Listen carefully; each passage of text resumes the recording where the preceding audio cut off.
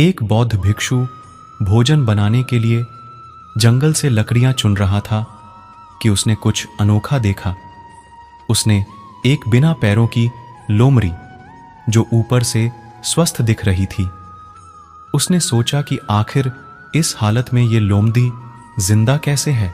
वह अपने विचारों में खोया था कि अचानक हलचल होने लगी। जंगल का राजा शेर उस तरफ आ रहा था। भिक्षु भी तेजी से एक पैर पर चढ़ गया और वहां से देखने लगा। शेर ने एक हिरण का शिकार किया था और उसे अपने झबरे में दबाकर लोमड़ी की तरफ बराच रहा था। उसने लोमड़ी पर हमला नहीं किया, बल्कि उसे खाने के लिए मांस के टुकड़े भी दे दिए। भिक्षु को यह देखकर और भी आश्चर्य हुआ कि शेर लोमड़ी को मारने की बजाय उसे भोजन दे रहा है। भिक्षुक बुदबुदाया। उसे अपनी आंखों पर भरोसा नहीं हो रहा था, इसलिए वह अगले दिन फिर वहीं गया और छिपकर शेर का इंतजार करने लगा। आज भी वैसा ही हुआ। भिक्षुक बोला कि यह भगवान के होने का प्रमाण है। वह जिसे पैदा करता है उसकी रोटी का भी इंतजाम कर देता है। आज से इस लोमड़ी की तरह मैं भी ऊपर वाले की दया पर जीऊंगा।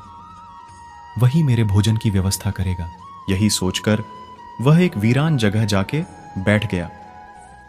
पहले दिन बिता, कोई नहीं आया। दूसरे दिन कुछ लोग आए, पर किसी ने भिक्षुक की ओर नहीं देखा। धीरे धीरे उसकी ताकत खत्म हो रही थी। वह चल फिर भी नहीं पा रहा था। तभी एक महात्मा वहां से गुजरे और भिक्षु के पास पहुंचे। भिक्षु ने अपनी पूरी कहानी महात्मा को सुनाई और बोला, आप ही बताए कि भगवान मेरे प्रति इतना निर्दयी कैसे हो गया। किसी को इस हालात में पहुंचना पाप नहीं है। बिल्कुल है, महात्मा जी ने कहा, लेकिन तुम इतने मूर्ख कैसे हो सकते हो?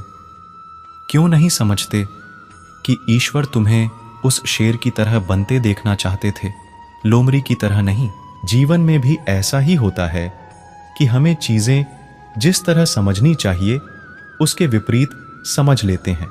हम सभी के अंदर कुछ न कुछ ऐसी शक्तियां हैं जो हमें महान बना सकती हैं। जरूरत है उन्हें पहचानने की, यह ध्यान रखने की कि कहीं हम शेर की जगह लोमड़ी तो नहीं बन रहे हैं।